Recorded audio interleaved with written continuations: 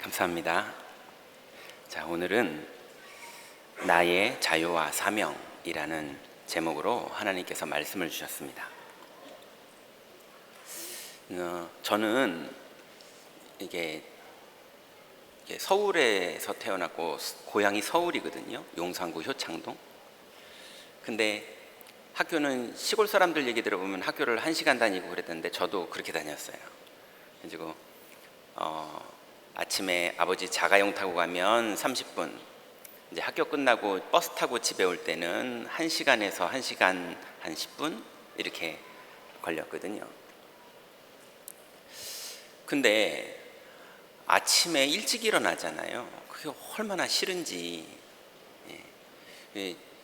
그리고 이제 아버지도 태워다 주고 또 출근해야 되고 그러니까 막 빨리빨리 가자고 막 그러시고, 그 막 미적미적거리면서 가기 싫었거든요. 근데 어느 날 한 날은 새벽 4시부터 눈이 떠져서 빨리 가고 싶은 거예요.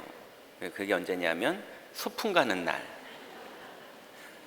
근데 어릴 때는 잘 몰랐는데요, 이거를 그래도 초등학교 6년을 반복하다 보니까 이게 생각 드는 게, 아니 내가 아침마다 그렇게 학교 가기가 싫은데 왜 소풍 가는 날은 이렇게 눈이 빨리 떠지지? 이게 그때부터 뭔가 제가 심리 쪽에 관심이 생겼던 것 같아요. 애가 아침에 개운하고요, 빨리 학교 가고 싶고요, 빨리 씻고, 어머니 아직 김밥도 안 쌌는데 옆에 앉아가지고 그거 주워 먹고 있고, 빨리 싸서 빨리 가고 싶은 거예요. 왜냐면 가서 할 계획이 다 있어요. 장기자랑도 다 준비해놨고 다 준비했거든요. 그 할 계획에 아침부터 막 들뜨는 거예요. 그런데 공부도 그런 애들이 있더라고요. 억지로 하는 공부하는 애들이 있어요. 잘하긴 또 잘해요. 근데 억지로 해요. 출근도 그렇게 하는 사람이 있어요. 일은 잘해요. 근데 억지로 출근해요. 그런데 출근이 재밌는 사람이 가끔 있더라고요. 너무 일이 재밌고, 일할 생각에 빨리 출근하고 싶고. 근데 학교도 그런 애들이 있더라고요. 이유가 조금씩 다르긴 하더만, 그렇지만 빨리 학교 가고 싶고, 그래서 수희 아저씨가 문 열기 전에 자기가 먼저 도착해가지고 자물쇠 열지도 않았는데 기다리고 있고, 이제 그랬던 시절도 있었거든요. 여러분, 아이들이 공부가 재밌어서 공부하는 애가 있고요, 너무 싫은데 억지로 하는 애가 있는데 독서실에 앉혀놓고 보면 똑같습니다. 머리 받고 열심히 공부하는 거예요. 근데 속이 다르고요, 미래가 다릅니다. 그래야 한계가 왔을 때 넘어서는 힘이 있어요. 여러분, 여러분의 저 중심 속에 있는 근원은 뭡니까? 어떤 사람은 출근을 하는데도, 또 공부를 하는데도, 또 가정으로 돌아가는데도 하나도 안 행복한데 출근해야 되고, 하나도 의미 없는데 집으로 돌아가야 되고, 어떤 분은요, 집에 들어가면 싸움만 나는데 집에 들어가기 싫다는 거예요. 손잡이 붙잡고 기도하고 들어가야 되는 집들도 꽤 있었거든요. 제가 사역하면서 만나봤을 때는. 그러니 집에 들어가는 것도 너무 싫고, 출근하는 것도 너무 싫고, 공부하는 것도 너무 싫은데 해야 되니까, 이래야 좀 행복이 올까 싶어서 억지로 웃고, 억지로 일하고, 억지로 열심히 하고, 이러는 사람들도 현장에 많아요. 왜냐하면 그분의 근원은 염려고 노력으로 행복을 찾아보려고 그러는 거거든요. 그런데 너무 출근하고 싶고, 회의가 재밌고, 계획을 세우고 진행하는 게 재밌고, 그걸 가지고 가서 영업하는 게 재밌고, 이런 사람들이 있더라고요. 여러분, 여러분의 근원은 어디에 있는 것 같습니까? 많은 사람들은 하나님을 떠난 이후로 인생의 근원이 염려입니다. 염려 때문에 좋은 차를 사고 싶고, 염려 때문에 열심히 공부하고, 염려 때문에 좋은 대학을 가야 된다 생각하고, 염려 때문에 좋은 취직이 되면 기분 좋아하고, 염려 때문에 나이 되면 결혼해야 될 것 같고, 염려 때문에 집이 커져야 될 것 같고, 심지어는 옷을 입어도 내가 만족스러운 옷이 아니라 사람들이 어떻게 볼까 생각해서 염려 때문에 옷을 선택하기도 하는, 그러니 어떤 집은요, 그걸 함부로 말해서 부모님이 자녀한테 야, 네가 그런 애랑 결혼해가지고 내가 부끄럽다, 이렇게 실수를 하시는 분들도 있더라고요. 왜냐? 근본이 염려예요. 그런데 그 염려는요, 잠언서 17장 22절에 보니까 몸과 마음까지 병들게 만드는 근원이라고 하나님은 말씀하십니다. 마음의 즐거움은 양약이라도 심령의 근심은 뼈를 마르게 하느니라 그랬어요. 근데 염려를 안 하고 싶은 사람이 세상에 어디 있습니까? 하고 싶은 사람이 어디 있습니까? 다 안 하고 싶죠. 병원 가면 스트레스 받지 마세요, 쉬세요, 마음을 좋게 먹으세요. 근데 안 그러고 싶은 사람이 어디 있어요? 근데 몸만 상하게 하고 뼈만 상하게 하는 게 아닙니다. 이 염려가 뭐까지 망가뜨리냐면요, 하나님의 말씀이 성취되는 데에 걸림을 염려가 만듭니다. 여러분 잘 아시는 말씀처럼 누가복음 8장 14절에 가시떨기에 떨어졌다는 것은 씨앗 떨어지는 걸 말하는 거죠. 말씀을 들은 자이나 지내는 중 이생의 염려와 재물과 향락의 기운이 막혀 온전히 결실하지 못하는 자요 그랬어요. 예수님 말씀하시기를 하나님의 말씀의 씨앗이 영혼에 떨어졌는데 아멘하고 돌아가기는 했는데 향락과 재물의 근심과 그 다음에 인생의 이생의 이 땅을 살면서 오는 염려들, 그것 때문에 말씀이 열매를 맺지 못한다는 거예요. 그래서 누가복음 21장에 예수님이 직접 말씀하셨습니다. 내가 진실로 너희에게 말하노니 이 세대가 지나가기 전에 모든 일이 다 이루어지리라. 하나님의 약속은 이루어진다는 거죠. 천지는 없어지겠으나 내 말은 없어지지 아니하리라. 그러니 너희는 스스로 조심하라. 그렇지 않으면 방탕함과 술 취함과 생활의 염려로 마음이 둔하여지고 뜻밖의 그날이 덫과 같이 너희에게 임하리라. 하나님의 약속을 받은 자녀에게 말씀은 반드시 하나님은 이루실 것인데, 염려와 방탕에 빠져서 이 복음을 누리고 그 하나님의 은혜에 동행하지 못하면 나중에 영적인 영향들이 올 때 이기지를 못하고 무너진다는 얘기입니다. 그러니 인생에 제가 만나본 많은 분들 왕년에 99칸에 안 살아본 분들이 없더라고요. 다 성공했던 시절이 있었어요. 다 잘 나갔던 시절이 있었어요. 저 회사 내가 차렸고, 저 건물 내가 세웠고, 저 기반 내가 세웠고, 그때 내가 어떤 회장이랑 어떤 사업을 진행했었고, 다 그랬던 분들이 있어요. 근데 지금 하나님의 말씀이 성취되는 축복을 자꾸 놓치는 분들이 너무 많은 거예요. 근데 그 근본이 어디냐? 염려. 심지어는 교회에 와서 교회에서 헌신하다가 염려에 잡혀서 하나님의 열매를 못 받는 여정을 가는 사람들도 있습니다. 누가복음 10장 40절부터 42절에 보니까 마리아와 그 언니 마르다가 예수님이 오셔서 중요한 헌신을 하는데, 마르다가 삐져서 예수님한테 저 마리아 좀 예수님 메시지만 듣게 하지 마시고 좀 일 좀 하라고 그러세요. 지금 할 일 많아요. 이러고 예수님한테 얘기를 한 거예요. 40절에 보니까 마르다는 준비하는 일이 많아 마음이 분주한지라 예수께 나아가 이르되 주여 내 동생이 나 혼자 일하게 두는 것을 생각하지 아니하시나이까 그를 명하사 나를 도와주라 하소서. 주께서 대답하여 이르시되 마르다야 마르다야 내가 많은 일로 염려하고 근심하나 몇 가지만 하든지 혹은 한 가지만이라도 족하니라. 마리아는 이 좋은 편을 택하였으니 뺏기지 아니하리라 하니라. 여러분, 은혜 안에서 말씀 성취의 축복 속에서 기도가 누려지는 영적 상태 속에서 헌신하세요. 안 그러면 교회 일하다 싸움 나고요, 교회 일하다가 오히려 교회를 떠나고요, 이런 하나님 영광 위에서 일한다고 하면서 교회에서 싸움이 벌어져요. 근데 그게 아니라 복음을 누리면서 교회에서 헌신할 때 오히려 하나님의 영광이 나타나는 응답을 받게 됩니다. 그러니 여러분, 근원이 염려가 되면 몸도 망가지고 하나님 말씀 성취에도 걸림이 되고, 그리고 교회 안에서도 걸림이 되는 일이 벌어져 버려요.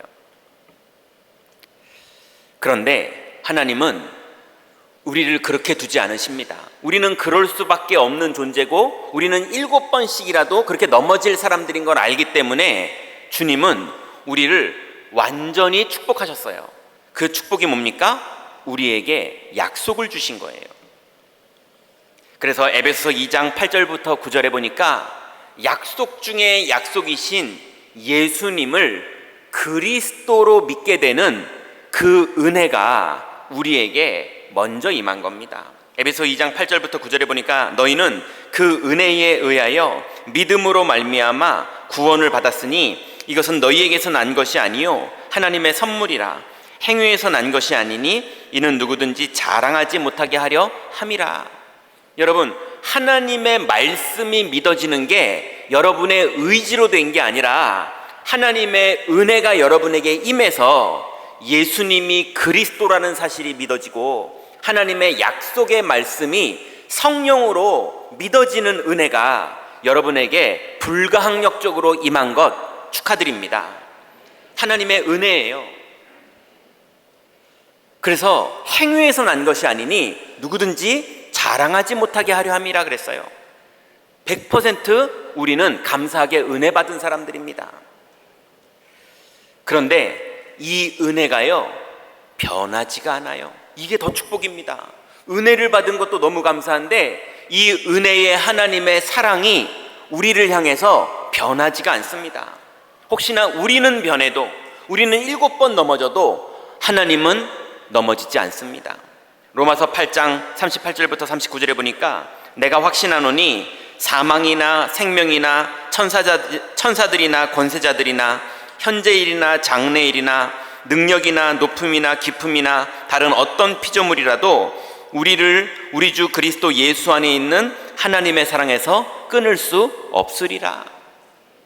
여러분, 이 땅의 별 마귀의 유혹, 이 지구상에 하나님이 피조한 그 어떤 것이 우리와 하나님 사이를 갈라놓으려고 그래도 우리는 넘어질 망정 하나님의 사랑은 변하지 않습니다. 여러분, 축하드립니다. 하나님이 여러분을 그렇게 사랑하세요. 그냥 외우세요. 안 믿어져도 하나님은 안 바뀌니까 외우세요. 하나님은 여러분을 사랑하십니다. 자, 그러면 하나님이 우리를 사랑하시는 이 축복을 우리가 누리는 방법이 있는데요, 그게 바로 믿음이에요. 믿음으로 누립니다. 원래 우리는 어떤 사람들이었습니까? 율법 아래서 저주를 받아야 될 본질상 진노의 자녀예요. 7번 넘어지는 건커녕 아무리 잘해도 지옥 가야 되는, 최선을 다해도 지옥 가야 되는, 아예 사망 속에 있고 하나님의 자녀 쪽이 아니라 마귀의 자녀 쪽에 있던 우리는 죄인들이었어요. 그런데 죄인들은 율법의 영향을 받아야 되거든요. 율법대로 심판받아야 되거든요. 그런데 그런 우리를 주님이 사망에서 생명으로 옮겨주셨습니다. 갈라디아서 3장 22절부터 23절에 보니까 그러나 성경이 모든 것을 죄 아래에 가두었으니 이는 예수 그리스도를 믿음으로 말미암는 약속을 믿는 자들에게 주려 함이라. 믿음이 오기 전에 우리는 율법 아래 매인 바 되고 계시될 믿음의 때까지 갇혔느니라. 하나님의 약속이 우리 마음속에 믿어지는 은혜가 임하기 전까지는 우리는 율법에 갇혀 살던 사람들이에요. 그래서 저주받아야 되고 재앙당해야 되고 운명대로 살아야 되고 마귀의 종로로 타고 살아야 될 우리들이었는데 주님이 우리를 완전히 죄와 사망의 법에서 해방하신 걸 믿으시기 바랍니다. 여러분, 이제 우리는 여러분이 예수님을 영접한 그날 이후로 지금까지 앞으로도 완전히 사랑받는 하나님의 자녀가 되었습니다. 누구도 우리를 정죄할 수 없고 누구도 그리스도의 사랑에서 우리를 끊을 수 없어요. 자, 이렇게 되니까 이 상태를 보고 성경은 뭐라 그러냐면 자유자다 이렇게 말했어요. 우리는 이제 영적으로 자유가 되었습니다. 갇혔던 우리들이, 율법에 갇혔던 우리들이 죄와 사망의 법에서 생명의 성령의 법으로 옮겨져 버렸어요. 하나님의 사랑의 아들들의 나라로 옮겨져 버렸어요. 끝났습니다. 자, 끝나다 보니까, 자유가 시작되다 보니까 두 종류의 사람이 나옵니다. 방종하는 사람. 자유가 시작됐거든요. 이게 웬 자유냐? 여러분, 좀 금기되는 위험한 말을 좀 해볼게요. 네, 조심해서 들으세요. 담배 펴도 됩니다. 지옥 안 갑니다. 예, 자유예요. 술 마셔도 됩니다. 예, 이런 거 강단에서 말하면 막 유튜브에서 난리 날 수도 있는데 자유예요. 그죠? 그렇지만 자유가 방종으로 가는 많은 사람들이 있었죠. 누가 그랬죠? 아브라함 옆에 있던 롯이 자유를 방종으로 선택했었고, 하나님의 은혜를 받았던 사울 임금이 다윗과 다르게 자유를 방종으로 선택했었고, 그게 술 먹지 말라 이런 얘기가 아니지 않습니까? 가져가 보세요. 한 잔 마실 수 있어요. 예, 담배 피지 말라 이런 율법의 얘기가 아니지 않습니까? 자유를 얻었기 때문에 여러분에게 최고의 보물이 뭡니까? 여러분에게 하나님 주신 최고의 은혜가 뭡니까? 그래서 우리는 분명한 건 자유로워졌습니다. 여러분 믿으시기 바랍니다. 그 자유를 가지고 소풍 갈 때 기뻐하던 아이들이 아침에 기뻐서 일어나는 것과, 억지로 일어나는 아이가 아침에 억지로 학교 가려고 일어나는 것과 그 동기가 다르듯이, 여러분 이젠 하나님께 벌받지 않기 위해서 잘 믿어야 되는 시간표가 끝났습니다. 그건 율법 아래 살던 시대였어요. 하나님은 이제 우리를 향한 완전한 계획을 세워놓으셨고, 우리를 사랑하시고 우리를 인도하시고, 심지어는 7번을 넘어져도 하나님은 변하지 않으신 걸 믿으시기 바랍니다. 그래서 갈라디아서 5장 1절에 보니까 그리스도께서 우리를 자유롭게 하려고 자유를 주셨으니 그러므로 굳건하게 서서 다시는 종의 멍에를 매지 말라. 여러분, 마귀가 끊임없이 여러분을 정죄하고 속이고 별짓을 다 해도 속지 마시기 바랍니다. 밤에 이상한 꿈 꿨습니까? 예, 낮에 이상한 일 안 벌어집니다. 하나님의 주권 가운데 있는 사망에서 옮겨진 걸 믿으시기 바랍니다. 여러분 지금 너무 병들었습니까? 너무 사업이 어렵습니까? 너무 자녀들이 방황하고 있습니까? 하나님의 약속 붙잡으시기 바랍니다. 우리는 죄와 저주에서 완전히 해방됐습니다. 그래서 로마서 8장 1절과 2절에 보니까 그러므로 이제 그리스도 예수 안에 있는 자에게는 결코 정죄함이 없나니 이는 그리스도 예수 안에 있는 생명의 성령의 법이 죄와 사망의 법에서 너희를 해방하였습니다. 그래서 이제는 율법에서도 자유로워졌어요. 로마서 7장 6절에 보니까 이제는 우리가 얽매였던 것에 대하여 죽었으므로 율법에서 벗어났으니 그러므로 우리가 영의 새로운 것으로 섬길 것이요 율법의 조문에 묵은 것으로 아니할지니라 그랬습니다. 여러분, 오늘부터 여러분은 자유자가 됐으니 율법 때문에 뭔가를 하는 거 말고 하나님을 사랑하기 때문에 여러분 믿음의 선택을 하시기 바랍니다. 이제는 율법이 아니라 사랑입니다. 그런데 초대교회도 똑같았어요. 갈라디아서 5장 13절부터 15절에 보니까 형제들아 너희가 자유를 위하여 부르심을 입었으나 그러나 그 자유로 육체의 기회를 삼지 말고 오직 사랑으로 서로 종노릇하라. 온 율법은 내 이웃 사랑하기를 내 자신같이 하라 하신 말씀에서 이루어졌나니 만일 서로 물고 먹으면 피차 멸망할까 조심하라. 여러분, 물고 먹으면이 뭡니까? 초대교회도요, 교회 안에서 물고 뜯고를 했더라고요. 예, 현장에서도요, 사업하는 초대교회 성도들이 이방인들하고 할 때 물고 뜯고를 했더라고요. 왜냐하면 예체질이 아직 덜 바뀌어서. 여러분, 이제 아무리 물고 뜯고 실수를 해도 그래도 이제는 하나님이 은혜를 못 바꾸십니다. 못된 소리인지 모르겠는데 하나님은 이제 우리에게 주신 은혜를 못 바꾸세요. 하나님은 우리를 사랑하세요. 여러분, 이 사랑을 받은 여러분도 하나님 사랑하시기 바랍니다. 그게 복음의 시작이에요.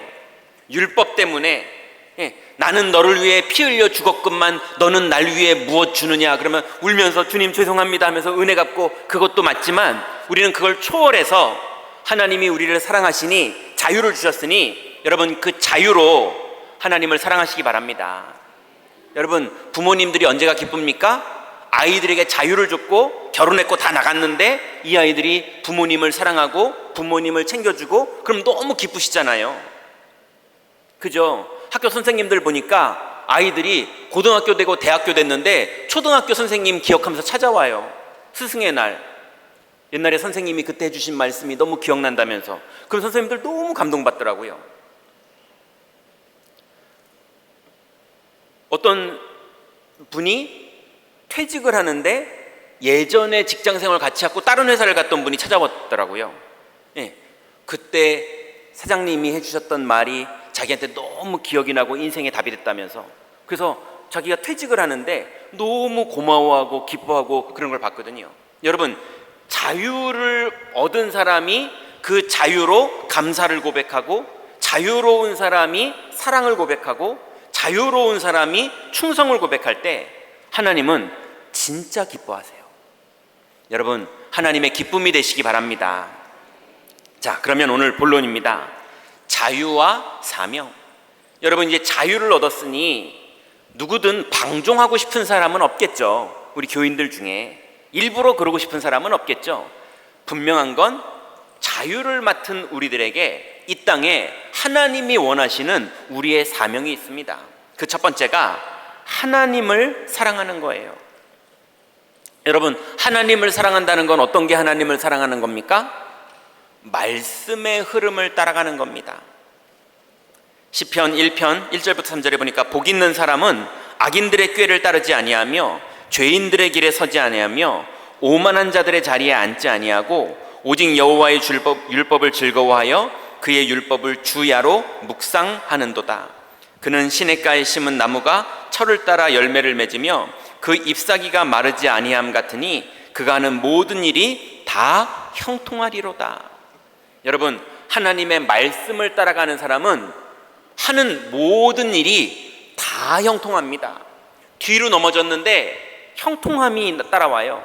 앞으로 넘어졌는데 형통함이 따라와요. 형들은 노예로 팔았는데 형통함이 따라와요. 두 총리는 누명을 씌웠는데 형통함이 따라와요.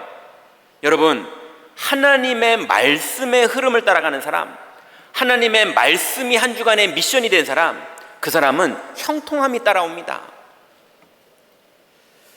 그 비밀을 주일날 받았다면 그걸 현장으로 가져가는 걸 보고 기도의 흐름이라고 그래요. 주일날 말씀 받은 것을 내가 현장에서도 누리는 걸 기도라고 말하는 거거든요. 그 사람은 반드시 세 가지 집중의 응답을 받습니다. 아침에 말씀을 기억해요.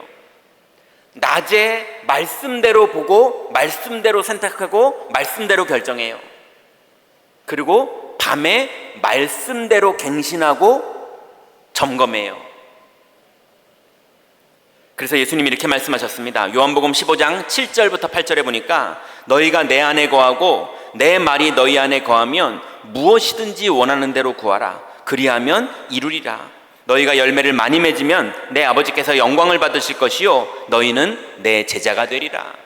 여러분, 여러분의 이번 주의 학업, 이번 주의 산업, 이번 주의 자녀들과의 관계, 이번 주에 여러분의 인간관계, 이번 주에 여러분의 자기개발, 모든 현장에 아버지께 영광이요 너희는 내 제자가 되리라라는 영광이 여러분 현장에 나타나시기 바랍니다. 말씀을 붙잡고 현장에 들어갈 때 하나님은 기도의 흐름 따라 응답하세요. 그 정도가 아닙니다. 이제 하나님을 사랑하는 사람들에게 저절로 나타나는 게 있어요. 여러분, 식당도 맛집 발견하면요 막 사람들한테 맛있다고 얘기하잖아요. 그죠? 막 야구도 보다가 너무 재밌으면 다음날 회사 가가지고 어저께 야구 봤냐 그러면서 막 얘기하잖아요. 그것처럼 증인의 흐름이 있습니다. 하나님의 말씀의 은혜를 받고 하나님의 말씀을 현장까지 가지고 들어가서 기도하는 사람은 반드시 현장에서 간증하고 포럼하고 그리스도를 고백하는 그 현장의 축복을 누리게 됩니다. 마태복음 10장에 보니까 예수님이 누구든지 사람 앞에서 나를 시인하면 나도 하늘에 계신 내 아버지 앞에서 그를 시인할 것이요, 누구든지 사람 앞에서 나를 부인하면 나도 하늘에 계신 내 아버지 앞에서 그를 부인하리라. 여기서 부인한다는 건 지옥 보낸다 그런 말은 아니죠. 하나님 나라가 임하지 않는다는 말입니다. 여러분, 하나님을 사랑한다는 건 사실은 우리들에게 복인 겁니다. 하나님을 사랑했더니 말씀의 흐름을 따라가고 기도의 흐름을 따라가고 증인의 흐름을 따라가게 되면서 여러분, 가는 곳마다 하나님의 영광이 나타나는, 하는 모든 일이 다 형통케 되는 그 응답 속으로 들어가시기 바랍니다. 하나님을 사랑하는 사람은 그 믿음 안에서 사람을 사랑하는 축복이 시작돼요. 어떻게 됩니까? 먼저는 수용하는 그릇을 갖게 됩니다. 사람을 수용하는 그릇. 고린도전서 2장 14절부터 15절에 보니까 육에 속한 사람은 성령의 일들을 받지 아니하나니 이는 그것들이 그에게는 어리석게 보이며 또 그는 그것들을 알 수도 없나니 그러한 일은 영적으로 분별되기 때문이라.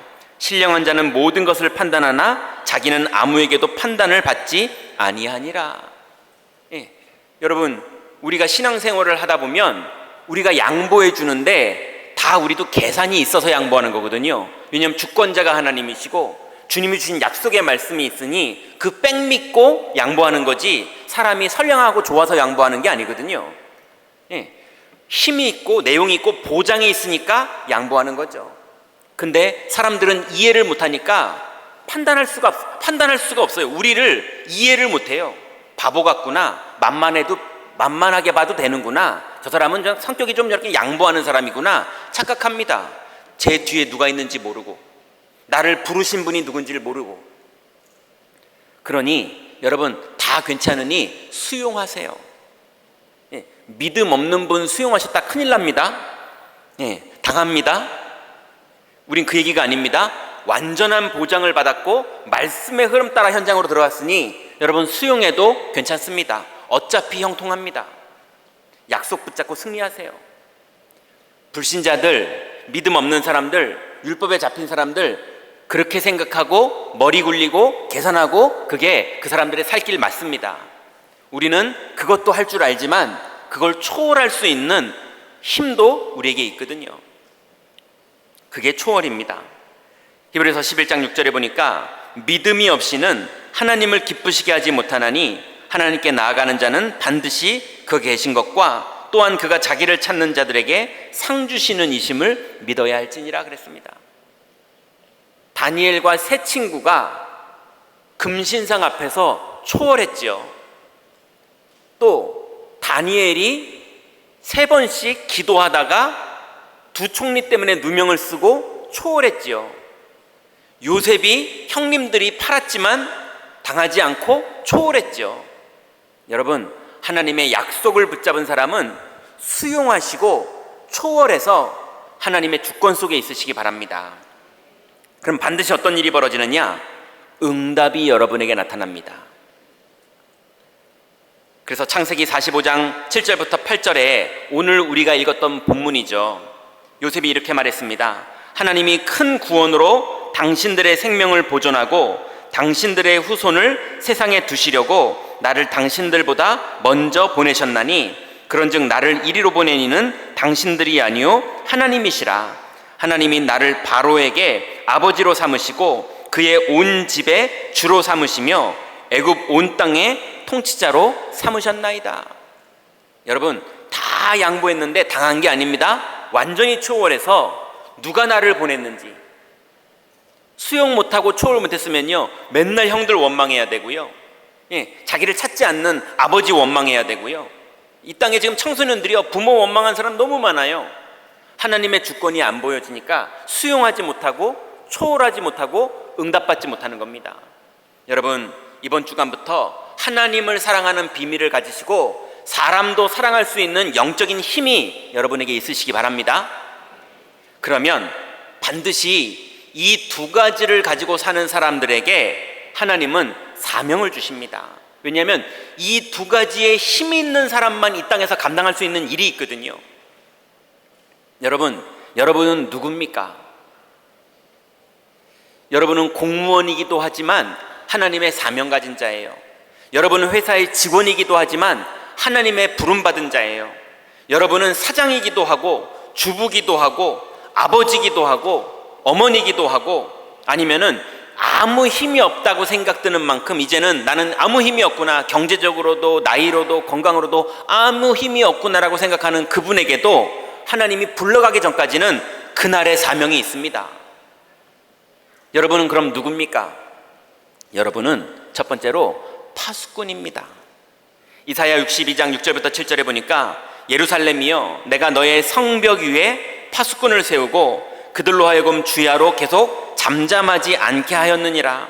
너희 여호와로 기억하게 하시는 자들아, 너희는 쉬지 말며 또 여호와께서 예루살렘을 세워 세상에서 찬송받게 하시기까지 그로 쉬지 못하시게 하라.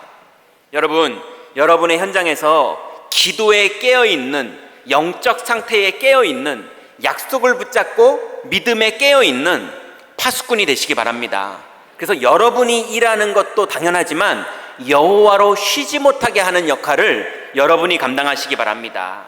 이걸 파수꾼이라고 말해요. 하나님은 그 파수꾼, 여호와로 쉬지 못하게 하는 그 사람을 하나님 너무 기뻐하세요. 두 번째입니다. 우리는 파수꾼이자 빛의 경제를 회복할 사람들입니다. 이사야 60장 4절부터 7절에 보니까 내 눈을 들어 사방을 보라. 무리가 다 모여 내게로 오느니라. 내 아들들은 먼 곳에서 오겠고 내 딸들은 안기어 올 것이라. 그때에 내가 보고 기쁜 빛을 내며 네 마음이 놀라고 또 화창하리니 이는 바다의 부가 내게로 돌아오며 이방 나라의 재물이 내게로 옴이라. 허다한 낙타 미디안과 에바의 어린 낙타가 내 가운데 가득할 것이며 스바 사람들은 다 금과 유황을 가지고 와서 여호와의 찬송을 전파할 것이며 게달의 양무리는 다 내게로 모일 것이요 느바요의 순양은 내게 공급되고 내 제단에 올라 기꺼이 받음이 되리니 내가 내 영광의 집을 영화롭게 하리라. 여러분의 가문, 여러분의 가정, 희망이 안 보이는 일들이, 작은 것들이 있습니까? 하나님은 반드시 영화롭게 하리라고 약속하셨어요. 여러분, 빛의 경제를 하나님이 회복할 걸 믿으시기 바랍니다. 여러분 주머니에 돈이 많이 들어온다는 소리가 아닙니다. 하나님이 여러분의 인생이 빛을 발하는 그 일에 필요한 모든 것들을 공급하실 거란 얘기예요.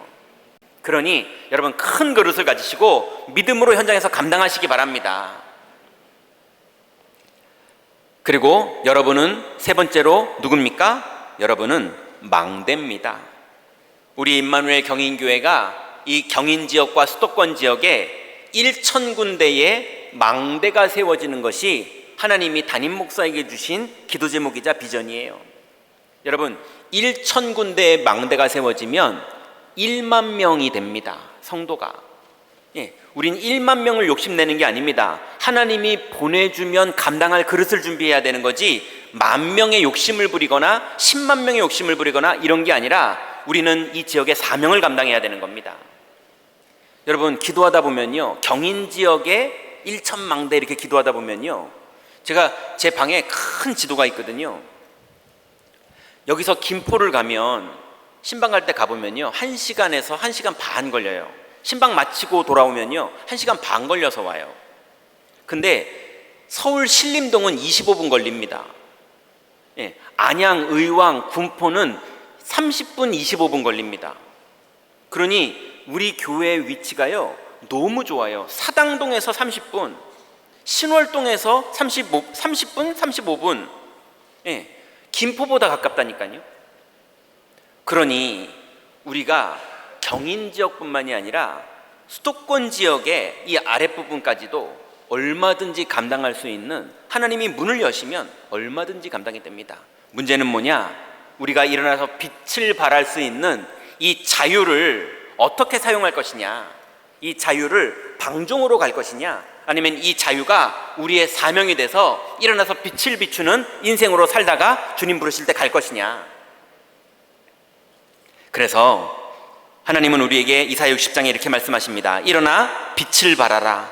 이는 내 빛이 이르렀고 여호와의 영광이 내 위에 임하였음이니라. 보라, 어두움이 땅을 덮을 것이며 캄캄함이 만민을 가리려니와 오직 여호와께서 내 위에 임하실 것이며 그의 영광이 내 위에 나타나리니 나라들은 내 빛으로 왕들은 비치는 내 광명으로 나오리라. 여러분, 이 시대에도 많은 사람들이 이 약속을 안 믿어서 왕이 두 눈이 뽑혀서 끌려가고 그랬어요. 근데 약속을 붙잡은 자들은요, 황제 앞에 서게 되는, 오히려 황제를 살리는 응답들을 렘넌트들이 실제로 다 받았습니다. 여러분, 하나님의 약속을 믿고 믿음으로 도전하시다가 여러분 남은 인생에 이번 주간에도 하나님의 말씀이 성취되는 그 축복 속으로 들어가시기 바랍니다. 결론 맺습니다. 여러분, 우리 3주 전부터 계속 하나님 주시는 말씀인데요, 여러분 이번 주간부터 평생을 미션을 가진 일주일을 사세요. 여러분의 일주일의 주인이 일이 되지 마시고 하나님의 미션이 되세요. 여러분의 일주일의 메인이 걱정이나 염려나 일이 되지 마시고 하나님의 약속이 여러분의 메인이 되시기 바랍니다. 그러면 주권자가 하나님의 계획을 다 이루실 겁니다. 두 번째는 여러분, 현장에 이 복음의 파수꾼은 좀 세게 말하면 우리밖에 없습니다. 이거 좀 이기적인 말이긴 하죠. 더 있겠죠. 근데 우리밖에 없다고 말해도 될 만큼 너무 적어요. 그러니 여러분, 현장에서 파수꾼의 역할은 뭡니까? 작은 일을 하더라도 믿음에 선택하세요. 아이들 밥을 차려줘도 믿음으로 밥을 차려주시고요. 가정의 중요한 일을 결정해도 믿음의 선택을 하시고요. 회사에 중요한 일이 벌어질 때도 괘씸한 사람이 보여도 수용하고 초월하면서 믿음의 선택을 할 때 하나님의 응답이 거기 임합니다. 세 번째는요, 그래서 여러분 현장에 그리스도의 증인 되시기 바랍니다. 믿음의 선택을 하면서 복음을 증거해야 될 시간표가 왔을 때 복음을 정확하게 전달해서 영접시켜 줄 수 있을 만큼의 파수꾼의 역할은 여러분이 감당해 주셔야 됩니다. 또 그 사람이 영접을 한 다음에 개인 양육을 받을 수 있는 다락방 문 열리는 정도도 여러분이 감당해 주셔야 됩니다. 그래서 교회 안에 훈련들이 계속 진행되고 이제 다음에는 복음 편지부터 시작해서 많은 교제 훈련도 진행할 거예요. 여러분, 정말로 하나님이 쓰시는 자로 훈련되셔서 현장에 여러분에게 주신 자유가 사명으로 쓰임받다가 하나님의 기쁨이 되시는 여러분의 인생 되시기 바랍니다. 기도하겠습니다. 하나님 감사합니다. 우리에게 귀중한 자유를 주셔서 죄와 사망의 법에서 해방되고 이제 변함이 없는 하나님의 사랑 속에 살 수 있는 축복 주시니 감사를 드립니다. 이 사랑이 우리의 방종의 근거가 되지 않고 이 사랑이 이제 우리의 사명을 감당하는 축복의 근거가 될 줄 믿사오니 우리 모든 렘넌트들, 우리 다민족들, 우리 모든 성도들 가는 현장마다 하나님 나라가 누려지는 한 주간 될 수 있도록 하나님 역사하여 주옵소서. 예수 그리스도의 이름으로 기도드렸습니다. 아멘.